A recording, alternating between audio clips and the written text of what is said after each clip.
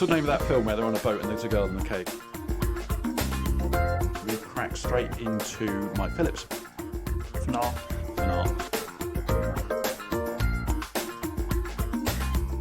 Or just turning up in a Subaru. You got to be long in there, mate. I wanted to marry her for a long time, but then I suddenly realised that I was 9 and she was not.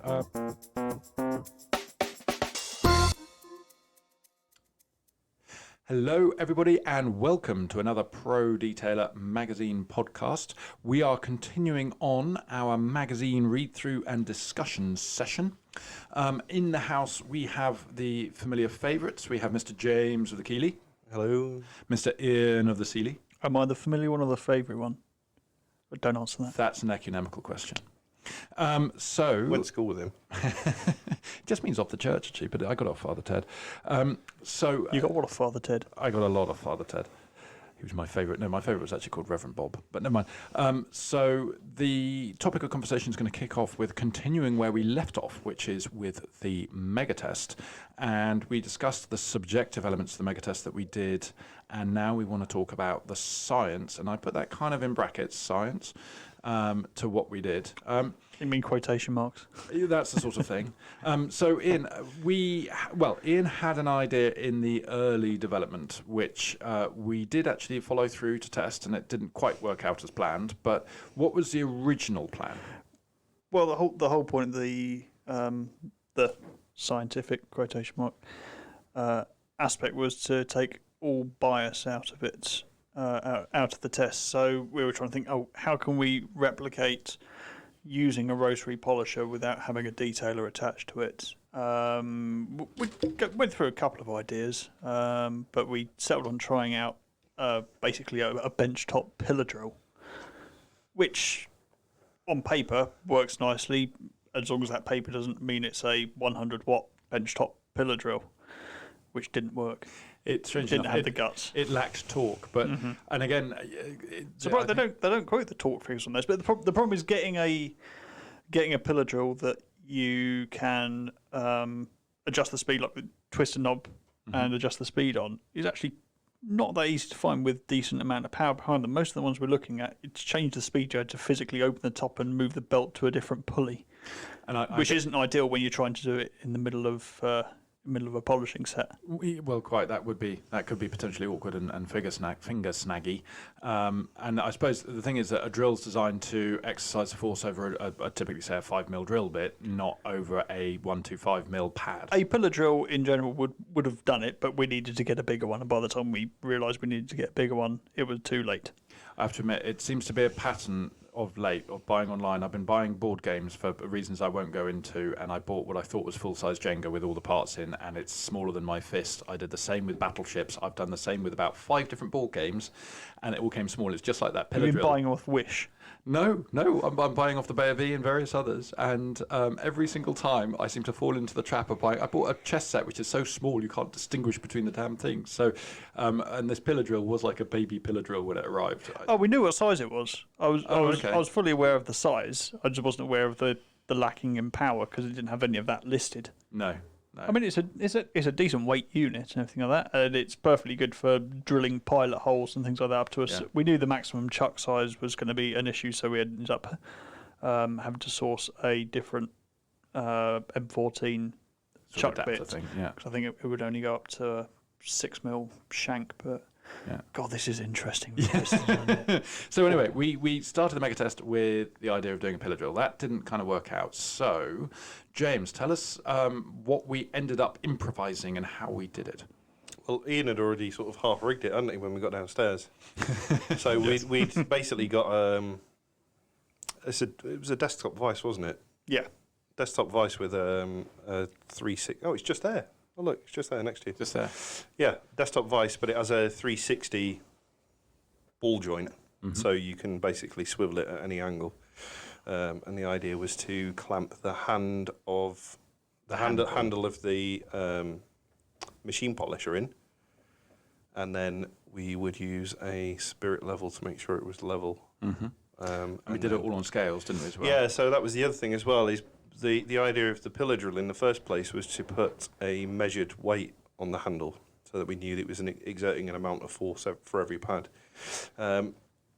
Obviously, when we changed to the machine polisher, we had to make sure that we were keeping it correct on every one. But initially, what we did is we put a test panel on there and we measured the sort of usual amount of force that a detailer would put on a panel, because everybody says, you should only polish with the weight of the machine. Well, that's nonsense. Yeah. You know, you physically can't keep it in one place just by using its own weight or try and run away, especially on a rotary. So we measured the amount of force that we both normally would exert, and funnily enough, it was within a few hundred grams. And then we used magic, mystery, and a handful of Disney to make the weight the same on every pad. Well, we used, it was quite entertaining. We had Bupright kindly sent us through some flamethrower torch things, which you stick on the side of them. We sort of slightly used some of those components. We adapted and overcame. Exactly. And then there was steel cable involved and a brake caliper. It was an old brake caliper from my old R53. That was one of the items of weight. I think we used a rubber mallet. It was a balancing act, but we were able to get a fairly consistent weight, and then we timed how long the machine worked. And again, as we alluded to in the last podcast, we originally went, I think, for 5 grams worth of compound, and we realised that was a bit too much, so we went down to 2 grams. That worked much better. We tried 20 seconds, 30 seconds, 50 seconds. We went all over, and then we found a kind of what we felt was a realistic medium in which we could sort of fairly put between the different polishes and make it consistent, which is what it's all about, really. It's taking out variables. Yeah. On every mega test, we do the same thing. We test the test first. Because there's no point dreaming up an idea, doing the whole mega test, then getting to the end and going, oh, well, actually, we've created an anomaly ourselves here.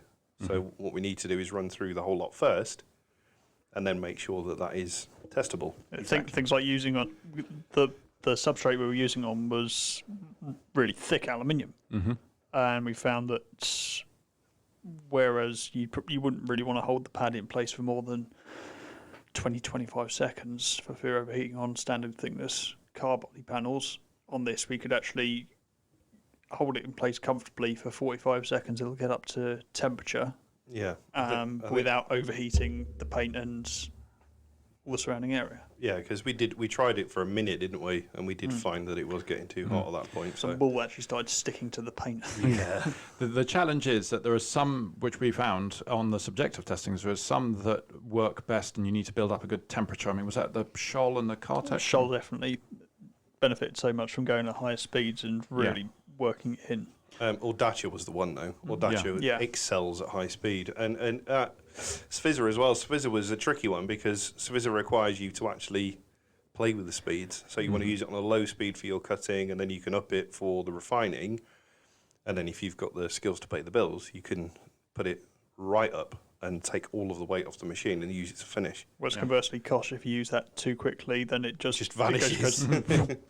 But I haven't put enough polish on here. So the answer is that we've tried to find the best replication of normal polishing, but because we're trying to keep it consistent, unlike the subjective testing, we weren't able to put in kind of our own wisdom and say, right, we know this one works better if it's done faster and harder, and we know this one's better if it's done lighter and slower or whatever. So again, it was weird. I mean, I think we put about equal emphasis on scientific and subjective testing initially. Yeah. But once we'd done the panels with the rig, we also did the panels subjectively, just as another way of doing getting onto a different paint type, as well as the UHS and the other paints that we tried on. And that was how we kind of came to an overall conclusion. And generally speaking, the ones that did good in the scientific, the ones that we liked subjectively also did well in the scientific one. Majoritively, yeah. There was really Cartec were the only anomaly because it won the scientific test. Yeah, hands down. The removal of the sanding marks on the soft Japanese paint was more or less faultless. It was really good. But when we used it on Ian's UHS clear coat, it gave the impression of doing a very, very good job. But once we started wiping it down, it wasn't so much. Well, that brings on an interesting topic because we nominated Veritas to be the wipe down on our subjective testing, but then latterly we switched to NV Car Care Filler Killer because I don't want to say gentler, I don't know quite what the phrase would be, but Yeah, so Well, less aggressive would yeah. be a better way of describing it. Veritas is a fantastic product, but we think it's going beyond what we require in the industry. Plus, Ian's car had been painted, so we also think that we were getting a bit of sort of solvent flooding, which basically makes the paintwork swell up and then shrink back. So we think we were getting a bit of sort of bounce back or rebound on some of the defects. But It was like using a nuclear weapon as a weed killer. yeah, It it's did the kinda- job. Yeah, it does. A bit too well. yeah. So it is a fantastic product, but it kind of does too much. Yeah. So But NV Filler Killer is, it's a God conventional. knows how many times PVD top 10 winner Yes. in the tests for panel wipes. It's It's- fantastic. And bear in mind as well that we didn't only try NV Filler Killer. We also tried G-Technic P Wipe, Yeah. PW. PW panel wipe. Yeah. Did we Hammer try? cleanser we had on Did we there. try IGL on there? No. No, because that's another one that's quite aggy, I think we used Spies Hecker as well because I bought some of that in from a So- previous yeah. wax test, I think. possibly. But yeah, so we found that, and just to point out as well is that And IPA, to be fair, we use as well. Yeah, we Yeah, do. 30 We do. IPA. But on the subjective part, we didn't purely base our opinion on that first wipe down with Veritas because we then used it again all around the vehicle when we were doing the actual challenge, and we were using Filler Killer by that point. So our opinions were made on On the products, various not on what we're doing. yeah On the wipe down. various tests and stuff. I mean, the one thing that I'd sit there and I look at the results and I read through what we've said and all the rest of it, and I'm not going to say I feel bad, but I think that kind of we need to make the point on Rupes, for example, because if you look at the graphs, Rupes is on the scientific, it didn't do very well, and on our initial subjective as well, it was the word I think was used was disappointing. And no, it did do quite well on the scientific from memory. It wasn't like a million miles away. No, it was. I mean, on overall scores, it did sit at the bottom, but I just felt it was unfair because, in terms of, it needs to be said that as once we finished the kind of the testing and the job was to get that A5 done for the showcase, that was what you used. That's what Yeah, that was your 100%. go-to. But again, It'd be funny if we'd had 50 polishes there, Roops wouldn't have come last. no, it wouldn't. And it's not. We're not. It sounds a bit like we're backpedaling what we did. It didn't perform as well as the others. It's Yeah. as simple as that. Whether or not one of the other pads that were sent to us may have had a different effect, I don't know. But we used one of the pads that's Yeah. designated for the coarse rotary compound. The question I made really is there enough difference from the Roops rotary polish to the normal polish? And in reality, the way that it behaved on a Bigfoot, I don't think so. I think it's as good as the old. You ended up God. finishing off most of the Audi using. Yeah, well, yeah, I the- did. Like Bert just said, I used a Roops 15. That was the killer. Is I used a 15 Bigfoot, which is supposedly for finishing. I used that with their coarse wool foam back pad.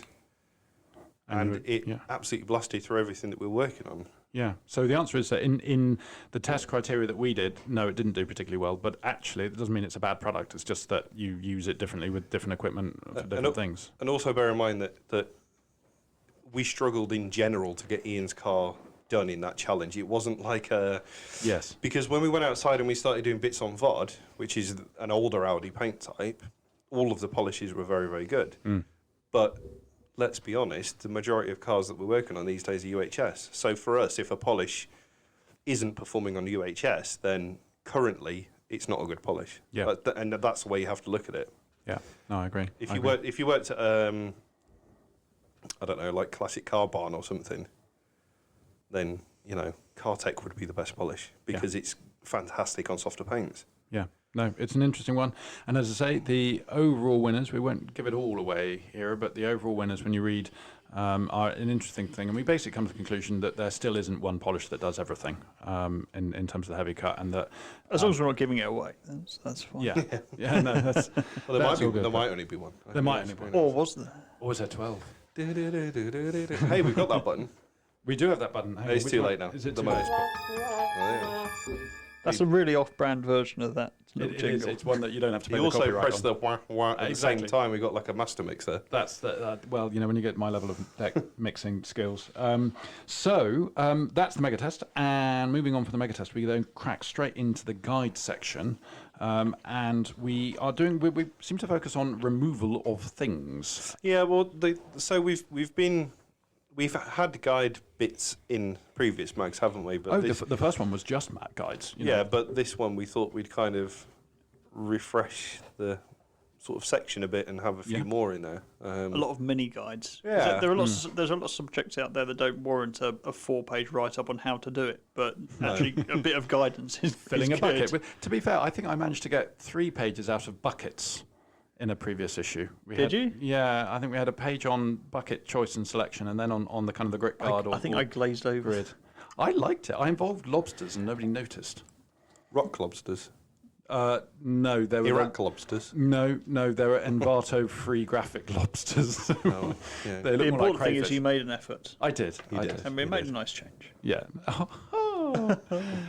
First of all, I want to know, and I think everybody else will want to know when they get the magazine. I'm currently looking at a page 67, and we have a picture of James using a Flex Pixie, in a manner that an optician uses one of them things when they look into your eyes, and you then realise that they've got terrible breath. What are you kind of doing? And this is spot sanding, but this is what's described. Is that just a camera angle? That is the camera angle, yeah. Okay. But I was basically He was sniffing the pixie. that was when we were I've heard about this. when we were doing the A5 for the challenge. I was trying to spot sand an extremely fine stone chip fill that I'd done, and we were using pretty duff old sanding daisies. So I was probably putting about 35 kilos of pressure on that pixie to try and get it to knock some. Trying to get the Velcro to really come through the back of the sanding daisy. Yeah, So in terms of removal things, we've got removing dead bodies. yeah. Insector dead bodies, Insector homicide. In Insector homicide. Yeah, that was interesting actually. I had our top secret Dr. X chemist. I had a long conversation with him in Germany. in Germany, yes, I think I know which one you mean. Well, it's Andreas. Hi, Andreas. Yes. Why do you go very effeminate? And I had a really good chat with him because we are very much sold on the concept of enzyme removers for insects. And obviously we used to sell an insect remover when I worked for said brand. And I had a chat with him. I said, enzymes, this, that, and the other. And he said, look, enzymes are used for breaking down the hard outer shells of the insect. He said, but usually... The crunchy bits. Yeah, he said, but by the time you've hit them at 70 miles an hour, They're pretty soft. it's the guts you're trying to get rid of. And Just like deer.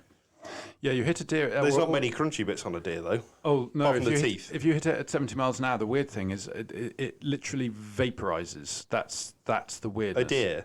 Well, a kangaroo, and I presume they're pretty similar. And I've seen the aftermath I'm not of hitting having that. kangaroo. The 'Cause I- road train things. I had a Yeah. friend who hit a badger, and it pretty much wrote his car off. Oh, they do damage the car, all right, but Oh, right, okay. the inside of the car, because it goes through the windscreen, the inside of the car looks like a murder scene, or like you chose That's really because badly. there's a dead at spec animal time. over it. Yeah, That's the- it is a murder scene. but they do You've murdered vaporize. a dead animal. Yeah, Wait, that- murdered a live animal. Vaporize probably isn't the right word. Kind of powderize, if you like. They just, it anyway. Liquefy. Yeah.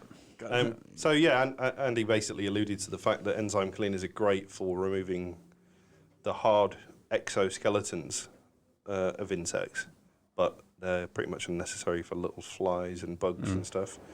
So yeah, if you hit a plague of locusts, I mean it's 2020, anything's That's possible probably, yet. Yeah. I mean, I'd take plagues of locusts at the moment. Yeah, over alternative options. Over what?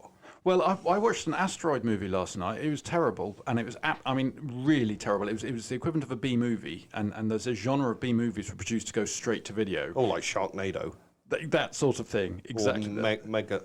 there Is it Megala? was Megalon as well as Megalodon. Megalodon. With Jason Stathis. My hero. Status. Yeah, my hero, Jason. And who, strangely enough, I think is working as a professional detailer in the Gosport area. You will get that reference if you read the magazine fully. Well, I never do that. So. I don't get the reference. So, anyway, he basically said that once if you're not removing the hard shells of insects, then basically we're looking at glycols for lubricant. As we know, lubricant is the main it's a key removal part of a soap. Yeah. And alkalines, detergents, surfactants. So, but yeah, it's an interesting read. You probably don't need to read it now. And switching from insect removal with alkalines, we're now on to water spotting with acids. Mm-hmm. Ian, the pictures here are of VOD, and we did those a while ago, actually, these photos before and afters. And it's one of the things I'm amazed we haven't done it before, but if you get a dark-coloured car, park it in the sun, spray water on it, then put a stop-motion camera on it, you just see the appearance of watermarks, which is kind of cool. Obviously, we weren't able to publish all sort of 7,000 images from a stop-motion, but we did put the before and afters. Yeah.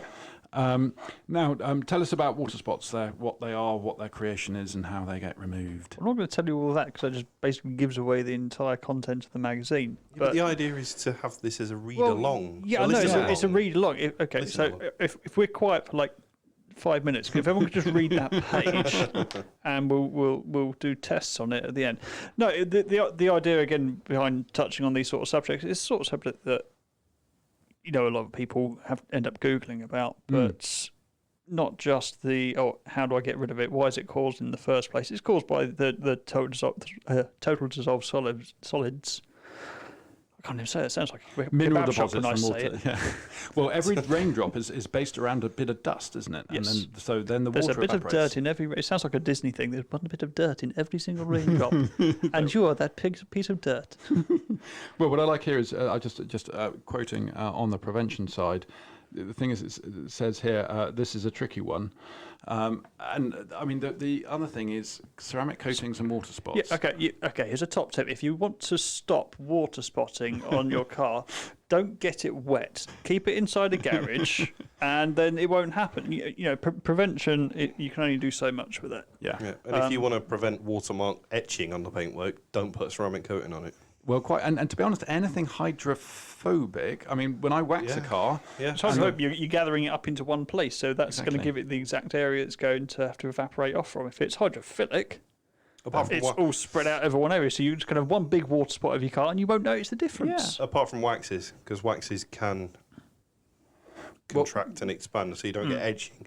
You still get the marks, but you don't get the etching. I see what you mean. Yeah. As soon as you get a hard surface like ceramic, they can't expand and retract enough. And you get micro cracks. You get micro cracks that look like a ring. Yeah. If you stick them under a microscope, you've basically got an outline of the water droplet. And a very big microscope. And tiny little cracks. Yeah. Yeah, it's a thing, and that affects just about every ceramic coating. Doesn't matter what brand it is. I mean, it's a physical property that it's a side effect of the physical properties that most ceramic coatings will provide. Our final removal kind of guide was about tree sap, and again, just as Ian was saying, is that yes, it's very tempting to just go and have a Google and how do I remove this. This article is a big DPS, a double-page spread, and it's talking about different types of tree sap, because that's the other thing that people, it's easy enough to say this is, it's a bit of tar or it's a bit of something, but with tree sap, there's more to it. It's the sort of thing that if you do Google it, you'll get one answer repeated over and over again that is not necessarily the right answer, because the internet is an echo chamber of parrots. Yeah, it's usually just use hot soapy water, which is great if it isn't tree sap, and that's the thing. When I had a look into it, it was the most commonly mistaken sap on a car is actually the projectile poop from aphids. Yeah. So they basically eat leaves and plants, and as they swallow it, their digestive system basically ejects sugary water instantaneously from its anus. Abdomen. Butthole. Okay, well, it's aphids that mostly live in lime trees, isn't it? Yeah, lime trees, sycamores, anything like that. Any sort of big... I had a friend called Frank who lived in a lime tree once. Was he a sycamore? No. Yeah, so soapy water works great for that. But then obviously when you look at tree sap itself, and then you've got tree resin. And tree resin is, I mean, it's so hard that they use it to do violin strings. Yes, and well, it's like what was it? That documentary about reptiles, Jurassic Park. It was there. It was amber. Yeah, exactly. amber is tree resin, or rosin, if you want to be fancy. And I'm not going to go into it because the magazine's there, but there are you require different removal techniques for each of those. Yeah. You can't just use soapy water. You need to, once they become terpenes. Yeah. I mean, to be fair, soapy water and a pumice stone will work. Yeah, It'll get it off. Soapy water and a sledgehammer. Yeah. As long as it's got to be bubblegum flavoured though. Yes, the sledgehammer. Yep. Yeah. Yeah. Yeah, no, I have to admit, every time I go into the hardware store and I ask for a bubblegum flavoured sledgehammer, they just say, well, yeah, duh. You're not going to buy a citrus one. Weirdo. God. Which leads us lovely into our agony aunt / uncle of Mr. AM Details, Alan Medcraft, all the way from Scotland. We sent the pigeon up in, I think, about 2 days before we had to go to print. So by the time that Alan had written it all down, little tiny notes, and then wrapped it up, put it around the leg, and then sent the pigeon back again, it was kind of one of the last things to get topped and tailed. Apologies, Alan, again for being so late. But we have some lovely little questions. One's from, I don't want to go through all of the questions, but Billy from Facebook. He gave us a nice question. I don't think he actually is from Facebook. I think he No, lives he there. is. Yeah, he does. He does. Yeah, I looked him up. Okay. He's off of Facebook. Well, we had Matthew from Kirkcaldy, and I actually know who Matthew from Kirkcaldy is. Is his name Matthew? His name is Matthew, yes. Is he from Kirkcaldy? He is. Do you know him too? Well, I know Kirkcaldy, and there's about 2 people there, so he must be one of them. Oh, right. Okay, well, he's at Waxstock quite regularly. Lovely man. The other Lovely one's man. the angry guy on the gate at Driftland. Oh, yes. You can't park there. Have you got a ticket? You never know. It might be the same. The one and the same, just with a different wig. Yeah. Could be. But yeah, no, so we've got highlights from, Peter in Truro, Gary in Rochester, and Wayne in Bromsgrove. So I will leave you to read those yourselves, because those questions, while interesting, They're very long. they're quite long questions, quite specific. You had one person asking for fashion advice from Alan, which I can understand. If you see Alan, the first thing you think is there's a well-dressed man. And then you probably also think, is he going to get any taller? And what is he saying to me? But no, What do you mean, is he going to get any taller? he's not the tallest of men. Are you sure it's not you that's the anomaly? No, I just base everything else around the standard human adult male height being 6'3.5". Anything But we above only that's ever see him at cheating. Waxstock, and realistically, the only other human that you can gauge him against is PJ. To be fair, I've seen a photo of Alan in a suit. I did wonder if there was a wedding cake somewhere with a bear top. Well, he is that good looking, as to be said. And it's got Seagal in it. Is that Titanic? No, he plays a chef. Come on. Is it Seagull Boat Cake? No, Oh, what? Under Siege? Under Siege, and then the sequel is on a train, and he's still a Yes, chef. that's Under Siege 2, I believe. Was it on a There. boat? Oh, was the first one on a boat? Yeah. Oh, they could have called it Under 'Cause he- Sea Because dash he's G. no, because he's a chef. Oh. Because that's the only thing a master chief can do if he retires being a master chief. He And- can become a chef It had Tommy Lee Jones because in he's it. got death Wait, skills. does he become a master chef? Master chief. Oh, you've left the Navy? He puts petrol in a microwave, hadn't he? Well, it upset me because I didn't know Tommy Lee Jones was so evil, because I'd first seen him in that documentary about aliens He's in Under with Siege Will 2. Smith, and he's brilliant. Is he in Under Siege 2? He's not. Is he on? I think he's Under Siege 1 because he's wearing a bandana thingamajiggles, which I really didn't Oh remember yeah, but anymore. that was like young rebel Tommy Lee Jones. Yeah, but he was Yeah, but he still was still about chronologically 80. enhanced. Yeah, he was still. He was definitely. I don't think Tommy Lee Jones has ever been young. Well, he has when Josh Brolin played him. Josh Brolin? Yeah. Oh yeah, Men in What Black. do you mean played him? 4, 5. What are they up to now? I don't know. The what Last it Men in was. Black. Oh, No, yes. not the terrible one. The last one with Will Smith in. Well, was there another one after? Oh Yeah. yeah, Men in Black International. Ooh, Yeah. Oh, dear. It God. wasn't entirely terrible. It wasn't but I- terrible because Phone Jacker played a market trader, Yes. and he was really funny. Yes. Anyway, so this is magazine related. Yeah, no, okay. So, So- moving away from Will Smith. So the next thing, and this is interesting, this is been a passion of mine for a long, long time, and Ian's quite recently got into it as well, which is playing with our dong-dings, ding-dongs, Oh, cameras. no, not dogging. Not dogging, no. Taking dodgy photos. I need a sound effect. So taking... What's the dogging sound effect? I mean, the kind of the tumbleweed was what I you was can't. looking You can't for. really do a. No, you can't even do a click sound for the interior light going on and off. Just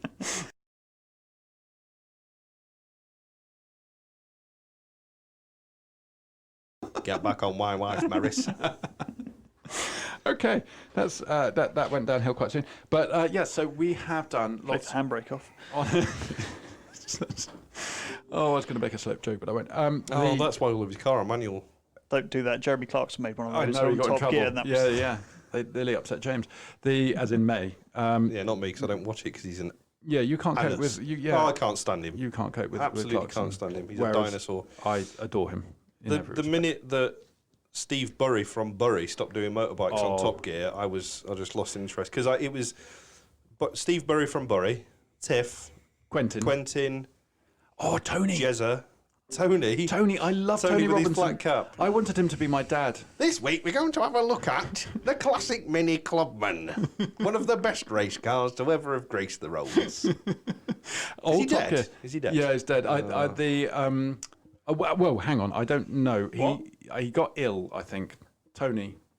You know Tony. Baldrick. No. So you said Tony Robinson. Wait. No, Tony Mason. Oh, I thought you You said did Tony say- Robinson. no, Oh, you you did did say sound a little bit Robinson. like Did I say Mason? Baldrick there. You said that. Yeah. Baldrick wasn't Northern. No, Baldrick's legendary as well. In his No, own Tony right. Mason was the short, chubby chap with always wore a flat cap, and he always did the little Rally reports. He was an ex-co-driver, wasn't he? Yeah. Ex-co-driver for like Tall And- Butt and they- Works or something. They put him in on film quite often as the co-driver to interview a driver while being hurled around a Welsh forest. Yeah, but he used to do the car. motorsport insert, didn't he? That was, Yeah. But that was when Top Gear was cool. No, it was when it was uncool, and therefore when it was cool as a function of that. Because I remember it was Thursdays at 8 o'clock, because 8 or I used to go 8:30. to Cubs until 7:45, Yeah. and then I'd leg it. My dad would come and pick me up, and we'd run home, and I could watch it.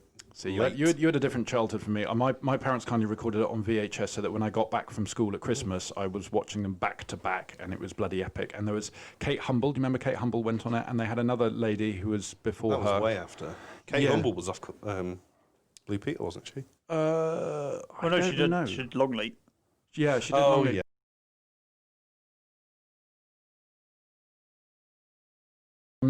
Anyway, so we've We've covered again. dogging and covered Kate Humble now, so Yes. keeping on track again. Keeping on track, we kick off the photography section with Lightroom. Now, I know it seems a bit weird in a detailing magazine to be talking for 2 or 3 pages about a bit of computer software, but if you're into cars and detailing, you're more than likely going to be, to some extent, into photography. And because we obviously operate in a very, internet and magazine-y world, photos are important, so we thought it'd be important to show you how to do it. And the answer is that with Lightroom, you can really make images ping. I mean, it is, I discovered it probably 4 years ago, and I've done courses on it, and I just adore it as a software. And bear in mind, I'm not a big fan of Adobe. I like Acrobat, as in proper Acrobat, where you can make PDFs, and I like Lightroom. I can't cope with Photoshop, too complicated. I've recently started trying to play with After Effects, and my brain just exploded. It was messy. And even InDesign, which I've done an online course with, an introductory one, and it still confuses me. So Lightroom, honestly, don't be scared. Yes, it's an Adobe program, and there's a monthly fee and all the rest of it, but it's an amazing piece of software. The important thing to remember when we're talking about post editing and things like with photos, it's not about making the car look like something it's not. It's not about putting Insta filters on, Yeah. anything like that. It's actually about making the car look as good as it is in front of you, because it's very easy to take a mediocre picture and you look back and it doesn't look actually that good, does it? we see it look quite- much better in the flesh. We see it quite a lot with pro detailers, don't we? Where they just whack the exposure up, knock Yeah. all the shadows out, HDR, highlights everything. right up, Yeah. Oversaturated. and you basically end up with a car that looks obviously shopped or Yep. or plastic. That's the other thing, because if you go too far, it looks like it's plastic or Well, like it's cartoon. HDR. I was amazed when I got my last phone, some Samsung thing. The HDR filter was on as standard. I had to tell Yeah. it not to take high. But HDR is very different, because HDR takes 3 shots. So it'll take 3 shots and it layers them up. Yeah. So you basically get it's like an enhancement of saturation it's like and what we did everything. with the front cover. Yeah. So yeah. Yeah. Stacking. It's a different thing. But also, and further to that is, bear in mind, the reason it's called Lightroom, in the olden days, you would go to a dark room to process your film. And so the whole concept of Lightroom is that it's the version of exposing it. And in the old days when you had film, you as a photographer could choose different areas of the photograph to expose more or less, and you could use chemistry, frankly, and times. Science with brackets. I mean, I remember I used to work in a dark room as kind of we had a photography class thing, and in that was there, a different dark room, but that's just where they locked you in class. No, that was the cupboard. Took me a couple of years to realise. But so in there, and there were loads of stopwatches and different sort of chems and stuff like that, different strengths, so that you could adjust how you expose things. And so this is the digital equivalent for those who take digital photographs, i.e., everyone. So that's the Lightroom article. We use a photo that I took at the AROC, Alfa Romeo Owners Club event at. Where was it? Bicester. Bicester. That was a lovely day out. Some real nice Alfa Romeos there. And now an AA truck in sight. There was at least two that broke down. At least two. At least two that broke They're down. all IRC though, so. Well, I tell you what, I went to an MG Owners Club event at a wildlife park that you. Did the AA drop them off there? No, this was a hilarious thing. Is that they all park in a field and then they do a drive out, so they go for a little tour around kind of Swindon or something. And as I got in early, obviously set up the gazebo. Where's the and all wildlife that. park near Swindon? What you mean, well, Cotswold Wildlife Park? Yeah, Burford. B&M Oh, Bargains. okay, yeah. Yeah. That's not near Swindon, but Well, yeah, we have to give a point of people. We can't say Bybury. Nobody's heard of Bybury. it's not Bybury either. It's Burford. I know, but in terms of giving location, we don't. It's like can be on North Cerney, but not as far as South Cerney. And why are we asking people from Bristol for Because directions? that's the only accent. Is that anywhere near Cerney Wick? Well, exactly. It's not. That's the annoying thing. It's Surreywick's near Cerney. Yeah, but North Cerney's not. North Cerney's North not. Cerney's North Cerney's totally different. Anyway. See, this is West Country stuff. Well, it's not even West Country, is it? It's just Gloucestershire. And to be fair, the only accent I do that's not racist is that one. So that's the only one I'm going to do. No, that's on still podcast. racist. It's not. It is. It's not. It's not because I lived there. So. I don't identify them as a race.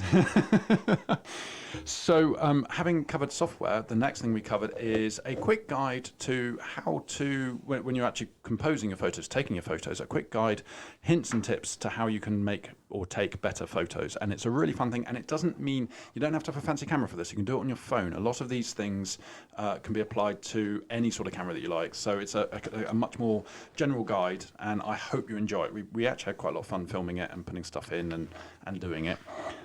So then once we've got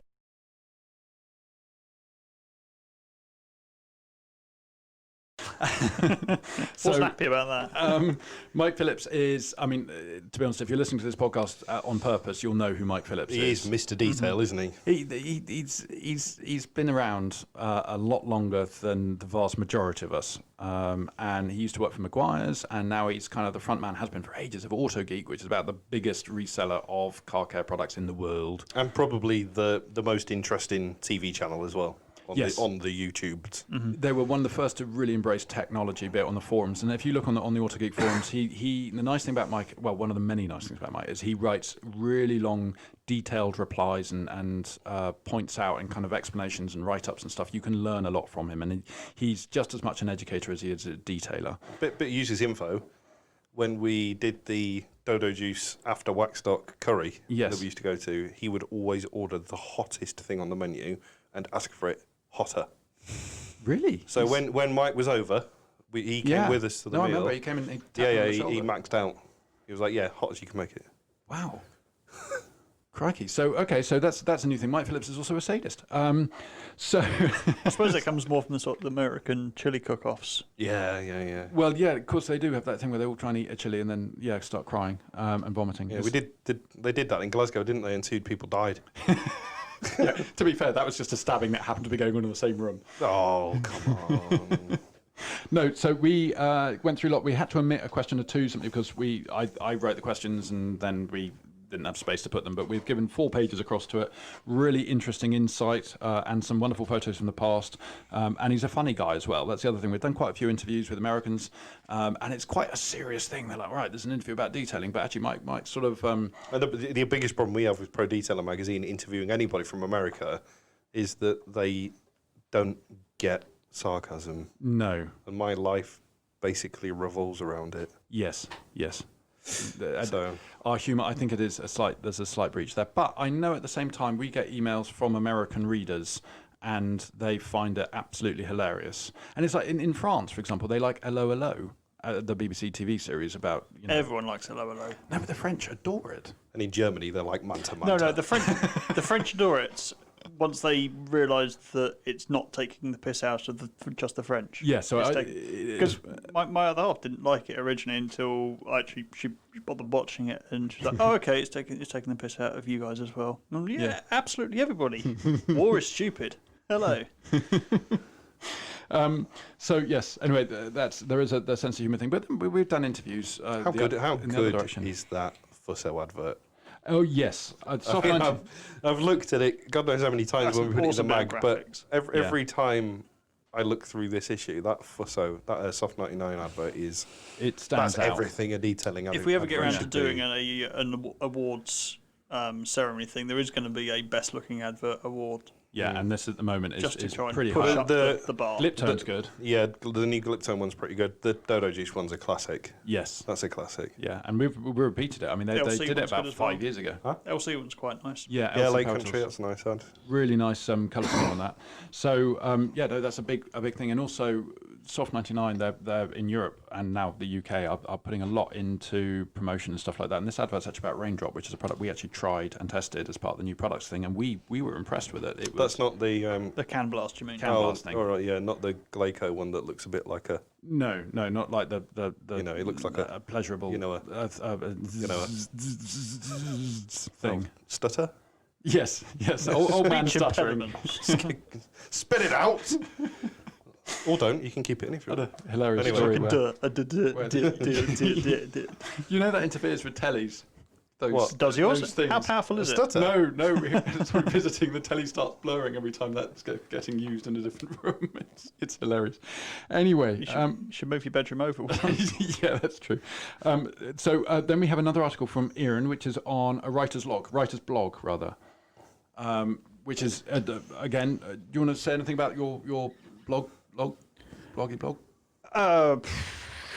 I wrote that in January and February this year. A lot's happened since then, and That's true, it was the content that I wrote back then ready to go straight in. No, it's revisiting the place that writing a weblog still has in relation to SEO and customer interaction, finding specific customer bases. I used the example in there of R107 Mercs.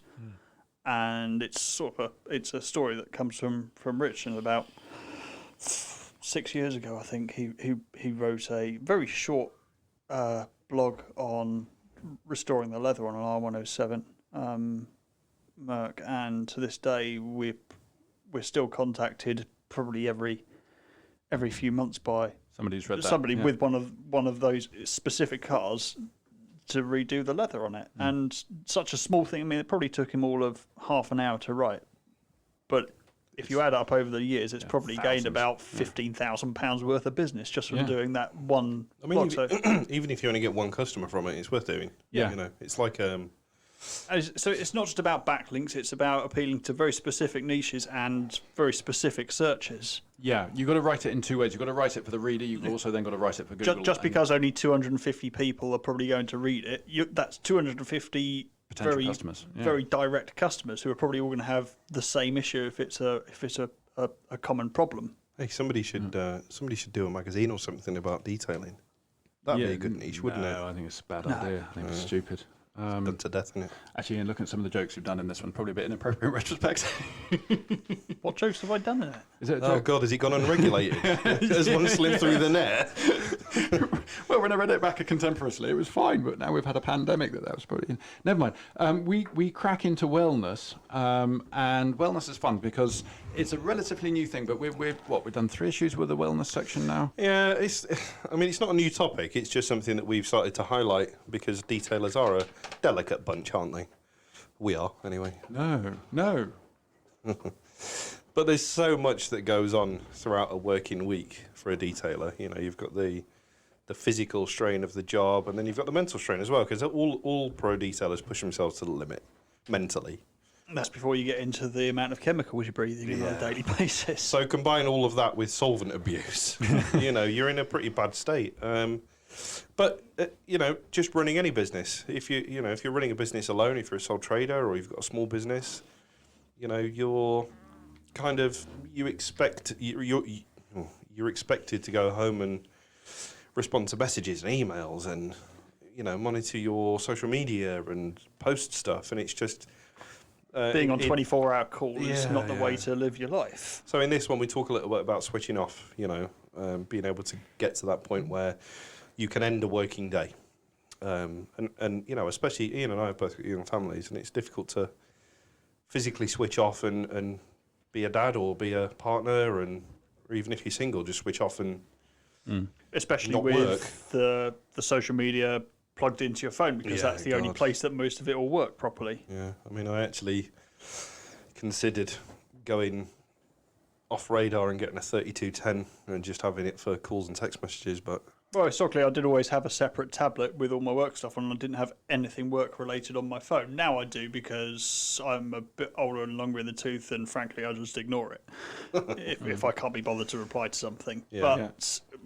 when you're starting up a business, you're trying to throw at least and grab every little bit of business you can. So that customer that emails you or texts you or sends you a Facebook message at 10:30 in the evening just as you're going to bed with a question that requires a 10-paragraph long response, you're going to try and fulfil that. And I've been at that stage as well. When we were in the early stages of having the Facebook account for CAD, I'd be like, I'll respond in the morning, and you respond and they go, I've already booked it in somewhere. It's like, oh man, you're joking.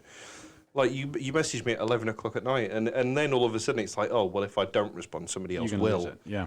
But that's it happens. If you don't answer the phone, they might go and book somewhere else. It's just will happen. And you just got to let it go. The other thing is recognizing stress. So on a personal side, obviously I'm not a detailer or anything, but I found myself consuming quite a lot of alcohol. And I just sort of made a little note to myself about what was going in, so to speak. And I've realised that I wasn't drinking on Friday nights or Saturday nights. It was only on work nights, and that was just to turn the brain off. Well, the cell, at least. He's called Frank. And, you know how to fix that, don't you? Well, I've had concussion, been hospitalised with concussion 4 times in my life now. I was actually going to think drink at work. That doesn't work. Never stop drinking.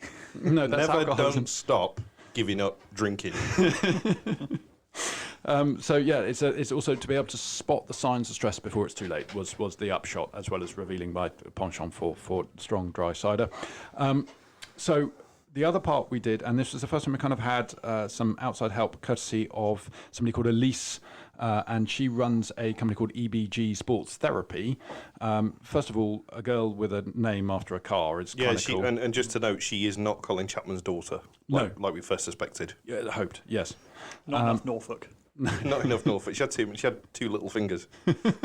Not too little, too few fingers. Too few fingers. There you go. She came over one night to the unit when we were writing the mag, and basically we had Ian and James being put through their paces. We would basically say, look, this is how we polish a car. Yeah, she did a lot of, oh God, and oh, you don't, do you? And oh God, no. Yes. When she saw how we did our job.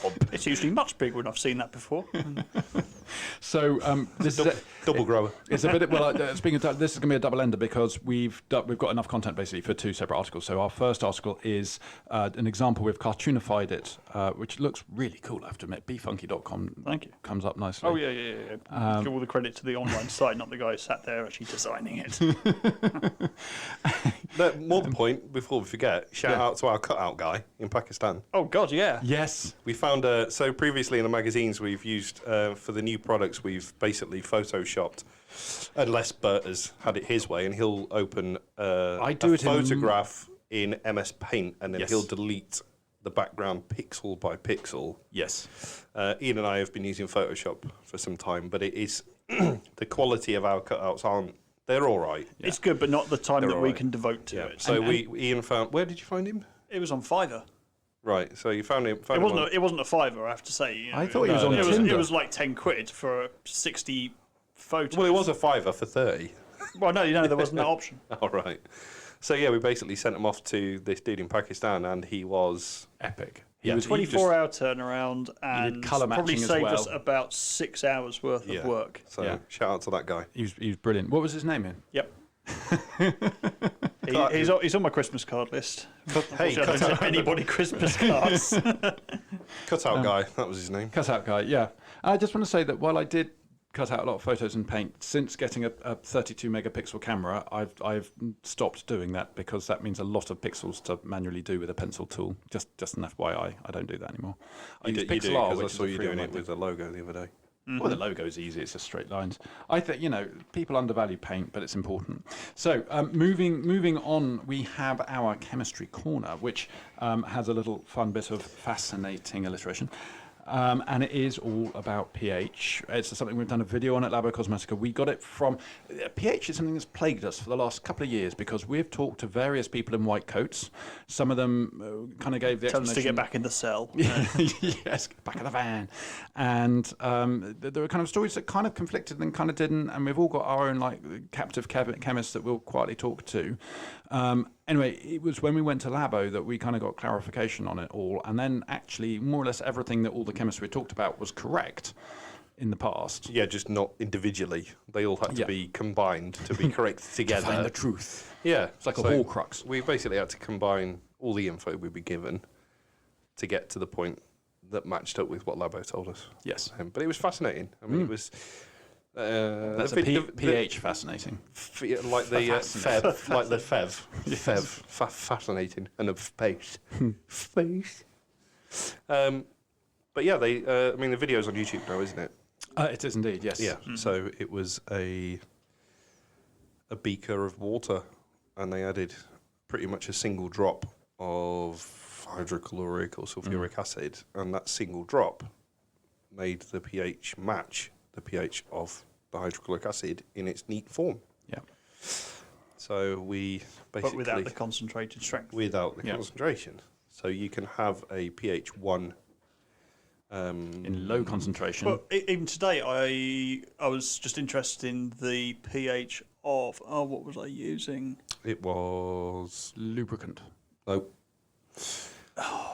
I can't remember what it was now. It was quite a strong alcohol. Oh, no, it was the Duo Foam from Auto Smart. Yeah. And I was just curious to see if it was acid or alkaline, so I stuck the probe in there and it came out at a pH 9.7, so alkaline. Base. Yeah, it's alkaline, but it could be low concentration. But also, when I went outside, Rich had been using the Labo Cosmetica acid shampoo. Yeah.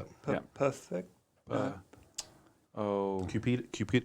No, not Cupido. It starts with P, I'm sure. It's not Primus? Not Primus. No. Well, hang on. No, not I P. could go and look out the window and tell you exactly. well. But anyway, Yeah. And It's one of the so I three just Purifica. Purifica. There we go. Boom. So acid shampoo. He didn't actually use it at the highest concentration, so it was probably around 200 ml in a 30-litre bucket with 25 litres of actual water in there. But that was pH 2. In diluted. Majorly diluted. Yeah. And amazingly, the probe didn't dissolve. So therefore, I crazy. think that the But article stands up. even if we look at things like fallout removers, the Autoglim fallout remover was based around oxalic acid, which is, and that tests at pH 1. Was that the lava one, though? No. It was just their fallout remover. It's a professional product. It tests at pH 1. But it's safe to spray over an entire vehicle. It doesn't burn your hands off. But then you've got things that pH 3 that will burn your hands off. Yes. So it's a very misleading. It's not misleading, but it's a very misinterpreted scale. Yeah, it's a kind of very arbitrary scale. And the annoying thing is that, to my knowledge, there isn't an alternative probe that you can stick in your bucket and it'll tell you not only pH but also concentration of pH, or certainly not. Well, it's your finger. If your finger comes out again, then the concentration is not that high. This water feels spicy. Yes. But what was interesting is it was Heineken who invented pH, wasn't it? Carlsberg. Well, they taste the same. Ooh. I can see people getting upset. No, they don't, obviously. It was Carlsberg invented the pH scale effectively, and it was the power of hydrogen. Report. No, which it's something of was hydrogen. Was it power, though? I thought power was the one where they presumed it was power of hydrogen, and actually, nobody actually knows, do they? It was something German and long. It was one of those. It was one of those that have been reinterpreted two ways. It was written down as pH on the original sheet, and then he gave two different definitions of it later Yeah. on, because it was a scientist that worked for Carlsberg. But it's logarithmic, isn't it? It's like Yes. decibels. Yeah. So 2 decibels is twice, Twice as and then loud. 3 is To the power of. to the power of 3. Yeah. So it's 2 times 2 times 2. Yeah. Yeah. Anyway, You can see why. I just We're know not that scientists. when the Peugeot was at Alton Park and it got 98 decibels when it was supposed to be 103, Yes. apparently it was still very, very loud. Yeah. So they still weren't impressed. But legal, don't care. We have been nattering on a long time, so what we've decided to do is cut this podcast in 2. So this is the end of part 2.